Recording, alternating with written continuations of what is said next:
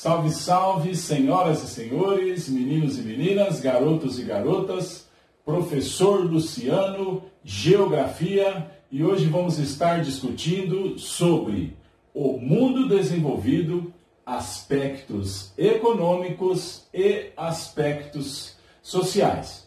De forma inicial, quero abordar com vocês sobre alguns termos, por exemplo, PEA, população economicamente ativa, e vou discutir um pouquinho sobre suas características.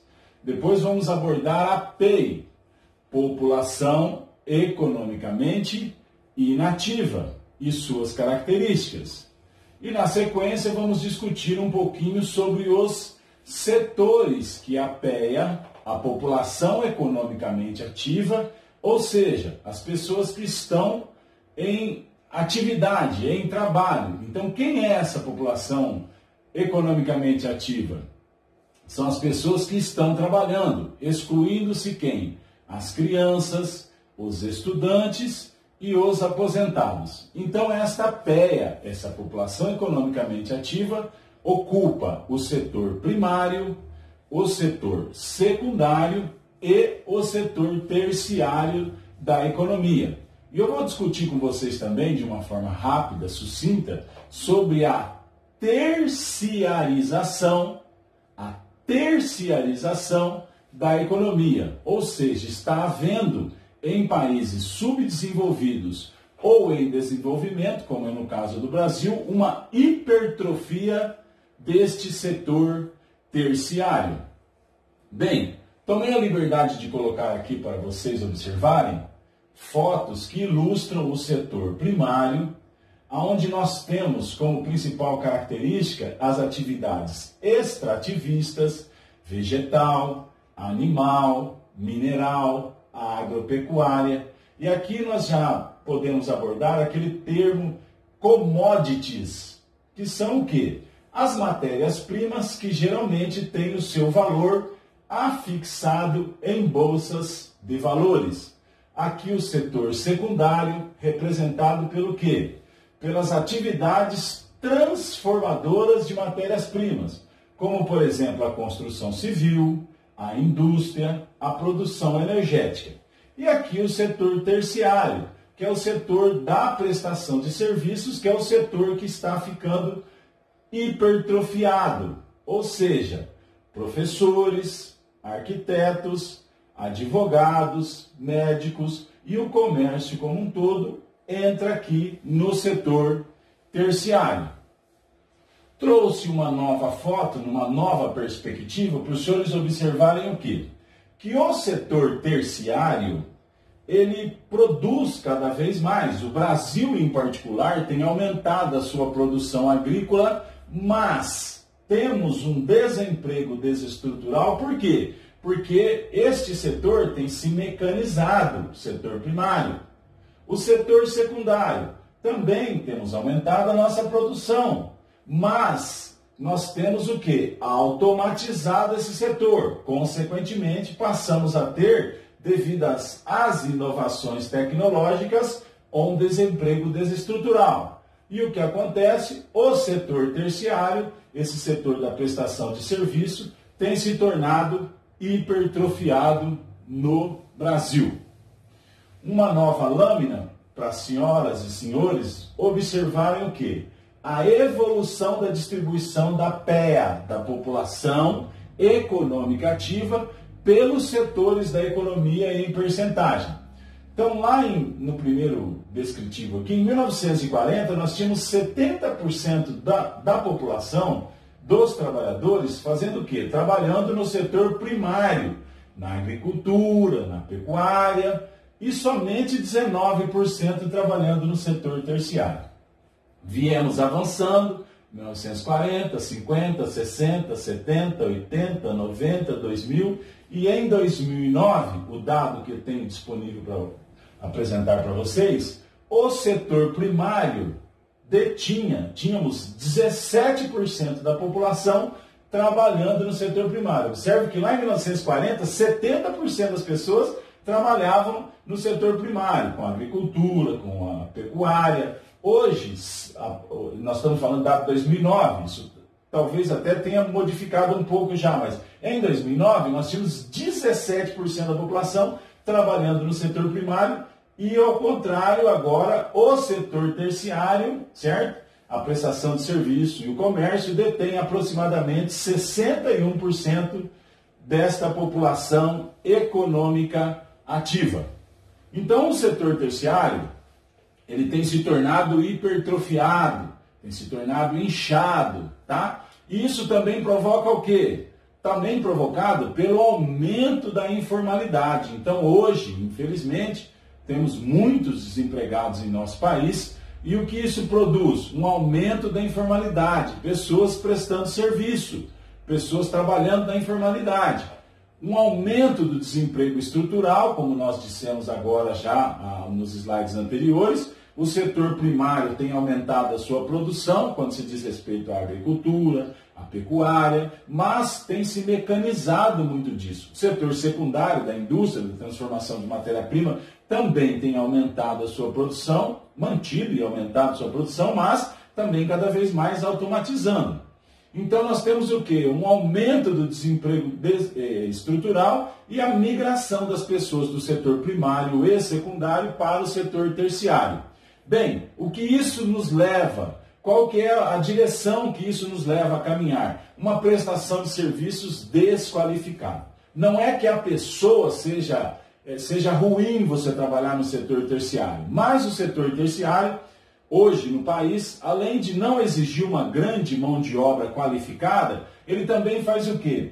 Ele apresenta para os trabalhadores uma carga de trabalho muitas vezes excessiva, trabalhos insalubres, trabalhos onde a sua saúde vai indo embora devagarzinho, sem o uso adequado de EPIs, de equipamentos de proteção individual, e sem seus direitos trabalhistas muitas vezes respeitados. Bem, então, como eu disse, nós temos a grande maioria da população brasileira em atividade, nós temos uma grande PEA, população economicamente ativa. Mas estar ativo não significa estar empregado. Por quê? Porque nós temos hoje no país aproximadamente 13 milhões de desempregados que estão aí conosco, estão procurando um lugar ao sol. Trouxe esse slide para vocês acompanharem comigo o seguinte raciocínio. Em vermelho, nós temos a população de 0 a 14 anos. Então, os senhores vão observar o quê? Que está diminuindo. Se você perguntar aí para o seu papai, para a mamãe, para a vovó, para a titia, quantos irmãos os senhores tinham? Muito mais do que provavelmente você tenha hoje. Hoje, então, a população de 0 a 14 anos está diminuindo. A população entre 15 a 64 anos, que está aqui representada em azul, tem aumentado. E a população de 65 anos ou mais, não tão intensamente como a de 15 a 64, mas a população de 65 anos ou mais tem aumentado. Isso significa o quê? As pessoas estão vivendo mais. Isso está exigindo, a nível governamental, de uma adaptação a nível previdenciário e está exigindo também um novo trabalho quando se diz respeito à estruturação da saúde. Temos que nos preparar para receber, para acolher esses idosos. Mudanças também, por exemplo, quanto ao transporte e outras para poder acolher esta população que está envelhecendo. Eu quero discutir com os senhores, já que estamos discutindo esse setor de trabalho como um todo, esses aspectos sociais e econômicos, eu gostaria de discutir com os senhores rapidamente sobre as revoluções industriais. Então, a princípio, entendemos que tivemos 4 grandes revoluções industriais: a primeira, segunda, terceira e quarta revolução, aqui com alguns descritivos que se tornaram ícones em cada uma delas. Eu quero pontuar com os senhores, então, de uma forma um pouco mais detalhada, a primeira revolução industrial, que os senhores muitas vezes vão ver descritos Indústria 1.0, a segunda revolução industrial, que muitas vezes as senhoras e senhores, senhoritas, meninos e meninas, vão ver descritos no formato de indústria 2.0. A terceira revolução, que os senhores vão ver muitas vezes descritos em indústria 3.0. E a revolução que estamos vivendo no dia de hoje, como indústria 4.0. A indústria 1.0 foi caracterizada pelo quê? Pela mecanização, pelo tear, pela força a vapor, tá? Então, século XVIII, não se esqueçam, século XVIII, então nós estamos falando de 1784. Quando fala de século XIX, pula para 1800, no caso, e 70.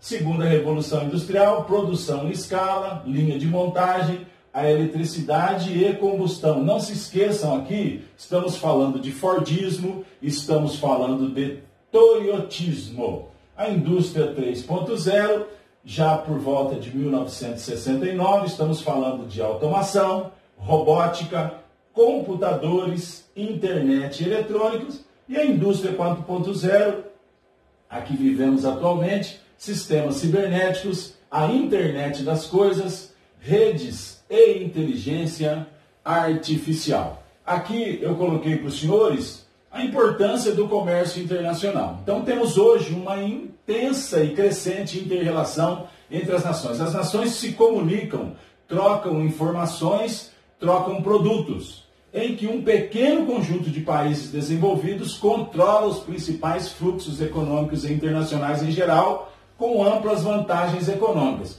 Eu coloquei aqui o símbolozinho do AliExpress, porque provavelmente eu esteja falando, não estou fazendo propaganda, mas estou falando para algumas famílias que já fizeram o quê? Já, por exemplo, tomaram a liberdade de pedir produtos da China, certo? Que chegaram até você, você tem que ter aí um bom sistema de comunicação, mas você pede e vem algo do outro lado do mundo. Então isso aqui eu coloquei só para exemplificar este comércio internacional. O dinheiro está sendo gerado aqui no Brasil, você está gastando ele lá na China sem sair do aconchego da sua casa. Importante nós entendermos que também temos as transnacionais, empresas que possuem sede num país e fazem o quê? Terceirizam o seu trabalho, levam partes da produção para diferentes locais do mundo, mas elas estão sediadas num local e daquele país elas fazem investimento em pesquisa, elas fazem investimento em tecnologia e terceirizam o seu trabalho, terceirizam a sua produção em outros lugares. Não vamos confundir essa palavra de terceirizar com terciarização que nós acabamos de discutir lá atrás. Dentro desse mesmo conceito, eu gostaria de ler esse slide para os senhores. A atuação das empresas transnacionais teve grande importância para a expansão da economia nas décadas posteriores à Segunda Guerra Mundial. Essas empresas passaram a ser denominadas de corporações multinacionais a partir de 60, mas atualmente o termo transnacional é mais utilizado, já que essas empresas não têm matrizes em várias nações, portanto não têm várias nacionalidades, mas atuam por meio de sedes em outros países, além das fronteiras do país de origem. As transnacionais modernas são consequência da segunda revolução industrial, quando ocorreu a ampliação da capacidade produtiva europeia, o que gerou a necessidade de novos mercados e matérias-primas e desencadeou o imperialismo europeu com a partilha da África e da Ásia na segunda metade do século XIX. Eu coloquei aqui para os senhores prestarem atenção o seguinte: as transnacionais, elas buscam sempre vantagens. Então vejam bem, coloquei aqui, não estou falando mal, eu estou só pontuando notícias que correm a mídia, tá? Então, por exemplo, a indústria que produz este aparelho aqui que os senhores podem perceber, de uma forma fácil, não quero citar o nome da marca, mas os senhores podem perceber. Então, o que acontece? Ela é uma indústria americana, mas o que ela faz?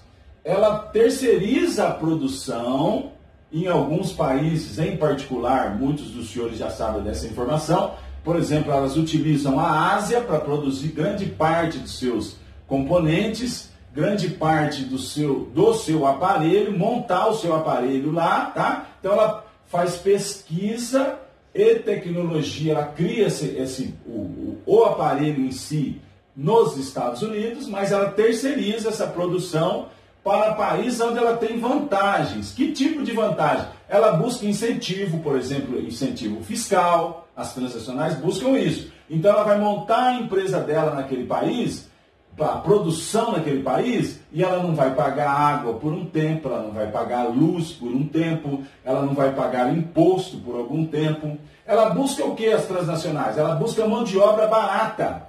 Então veja bem, se ela produzir um aparelho lá onde ele foi criado, lá, por exemplo, no caso aqui nos Estados Unidos, ela vai pagar uma mão de obra em dólar. Dólar está caro. Então ela busca o quê? Um país onde tenha muita gente, tenha pouco emprego, porque o valor do salário cai. Então tem alguém oferecendo um trabalho, tem muita gente querendo esse trabalho, então a mão de obra diminui. Então ela busca mão de obra barata, ela busca leis ambientais flexíveis. Por quê? Porque ela faz o quê? Muitas vezes ela degrada o meio ambiente, ela suja o meio ambiente, ela polui o meio ambiente e cria um local, busca um local o quê? Que as leis ambientais sejam flexíveis, leis trabalhistas flexíveis. E se a pessoa trabalha o quê? Não 8 horas por dia, 10 horas por dia, mas trabalha 14, 15, 16, 17 horas por dia. Por quê? Porque tem bilhões de pessoas naquele país buscando que um local só trabalhar. Já que as leis trabalhistas lá são flexíveis, eles exploram essa pessoa, ela trabalha além do normal e não recebe, por exemplo, seus direitos trabalhistas. A fiscalização muitas vezes é inexistente.